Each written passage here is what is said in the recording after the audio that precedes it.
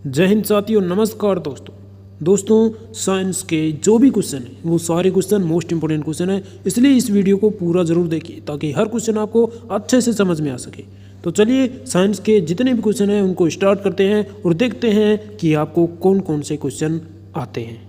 तो चलिए स्टार्ट करते हैं।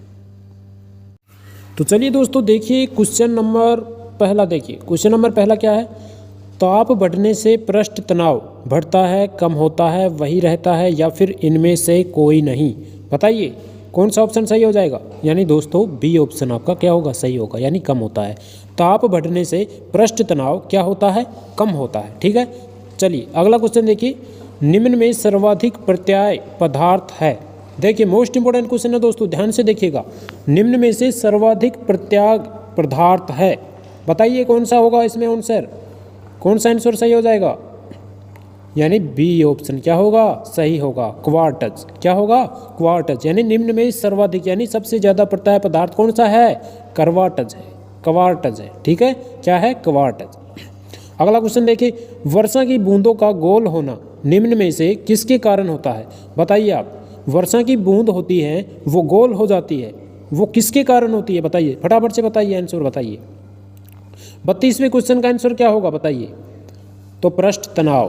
क्या होगा, पृष्ठ तनाव। वर्षा की बूंदों का गोल होना किसका कारण है, पृष्ठ तनाव का कारण है। ठीक है, इंपॉर्टेंट क्वेश्चन है। चलिए अगला क्वेश्चन देखिए। एक लोहे की कील पानी में डूब जाती है पर पारे में तैरती है, क्यों। क्योंकि पारे का घनत्व लोहे से ज़्यादा होता है, इसलिए लोहे की कील पानी में डूब जाती है। ठीक है, इसलिए ऑप्शन नंबर बी क्या होगा, सही हो जाएगा। चलिए अगला क्वेश्चन देखिए, क्वेश्चन नंबर 34वां देखते हैं। देखिए अगला क्वेश्चन आता है, देखिए अगला क्वेश्चन ध्यान से देखिएगा, मोस्ट इंपोर्टेंट क्वेश्चन है दोस्तों।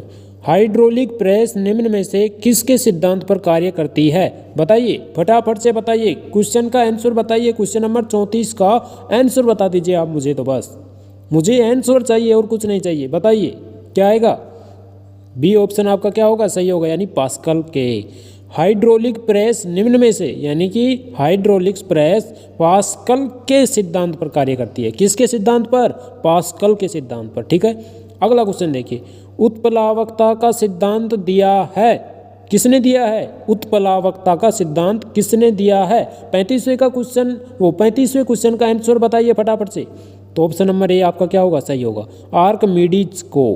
किसने, आर्किमिडीज ने दिया था उत्प्लावकता का सिद्धांत। ठीक है, चलिए अगला क्वेश्चन देखिए। एक रॉकेट किसके संरक्षण के सिद्धांत पर कार्य करता है। एक रॉकेट है वो किसके संरक्षण के सिद्धांत पर कार्य करता है, बताइए। 36वें क्वेश्चन का आंसर बताइए फटाफट से। तो ऑप्शन नंबर डी क्या होगा, सही होगा, यानी रेखीय संवेग के कारण। किसके सिद्धांत पर, रेखीय संवेग के सिद्धांत पर। ठीक है, चलिए अगला क्वेश्चन देखिए। किसी वस्तु का भार पर्याप्त रूप से बढ़ जाएगा यदि इसे ले जाया जाए, कहाँ पर ले जाया जाए, बताइए। 37वें क्वेश्चन का आंसर बता दीजिए फटाफट से। तो इसे ले जाया जाए, ऑप्शन नंबर बी आपका क्या होगा, सही, विषुवत रेखा से ध्रुवों की ओर। किसी वस्तु का भार पर्याप्त रूप से बढ़ जाएगा यदि इसको विषुवत रेखा से ध्रुवों की ओर ले जाया जाए। ठीक है, इंपॉर्टेंट क्वेश्चन है, ध्यान रखिएगा। चलिए अगला क्वेश्चन देखिए। पानी का घनत्व सबसे ज़्यादा किस ताप पर है। देखिए मोस्ट इंपोर्टेंट क्वेश्चन है।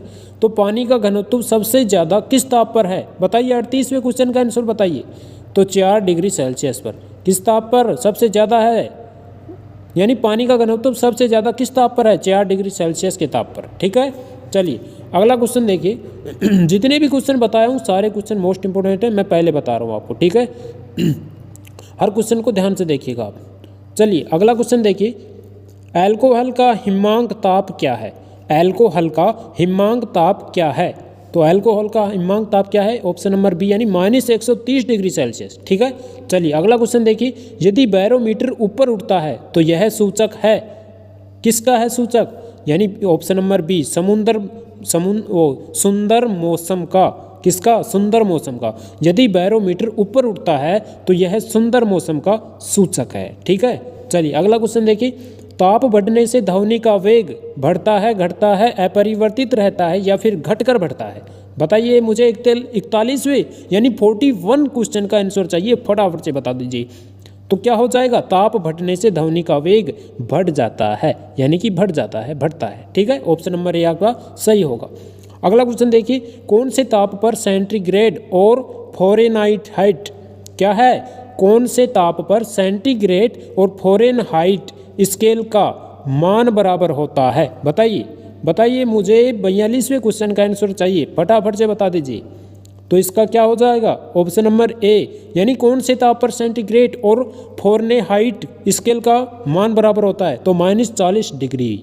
कौन से ताप पर, -40 डिग्री के ताप पर होता है। ठीक है, चलिए अगला क्वेश्चन देखिए, पानी को 0 डिग्री सेल्सियस से 10 डिग्री सेल्सियस तक गर्म करने पर इसका आयतन क्या होता है।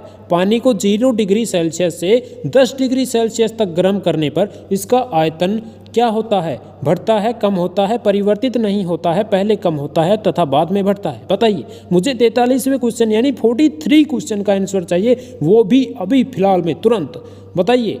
तो सबसे पहले कम होता है और फिर बाद में बढ़ जाता है, क्या होगा इसका आंसर, सबसे पहले कम होता है उसके बाद में क्या होता है, बढ़ जाता है। यानी कि पानी को 0 डिग्री सेल्सियस से 10 डिग्री सेल्सियस तक गर्म करने पर इसका आयतन पहले कम होगा फिर उसके बाद बढ़ जाएगा। ठीक है, चलिए अगला क्वेश्चन देखिए, मोस्ट इंपोर्टेंट क्वेश्चन है। ठीक है, ध्यान से देखिएगा। चलिए अगला क्वेश्चन देखिए, मिलावट के कारण पानी का क्वथनांक होता है, बताइए मिलावट के कारण पानी का क्वथनांक होता है। 44वें क्वेश्चन का आंसर बताइए, क्या होता है, कम होता है, अधिक, अधिक होगा, यानी कि मिलावट के कारण पानी का क्वथनांक ज़्यादा होता है। ठीक है, इसलिए ऑप्शन नंबर बी क्या होगा, सही होगा। अगला क्वेश्चन देखिए, पदार्थ का ठोस अवस्था से सीधा गैस अवस्था में परिवर्तित होना क्या कहलाता है। इंपॉर्टेंट क्वेश्चन है, पदार्थ का ठोस अवस्था से सीधा गैस अवस्था में परिवर्तित होना क्या कहलाता है। मुझे 45 क्वेश्चन का आंसर चाहिए, वो भी अभी चाहिए, तुरंत बताइए। तो क्या होगा, ऑप्शन नंबर बी, यानी ऊर्ध्वापातन। क्या होगा, ऊर्ध्वापातन। ठीक है, ऊर्ध्वापातन क्या होगा, ऊर्ध्वापातन, यानी पदार्थ का ठोस अवस्था से सीधा गैस अवस्था में परिवर्तित होना क्या कहलाता है, ऊर्ध्वापातन कहलाता है।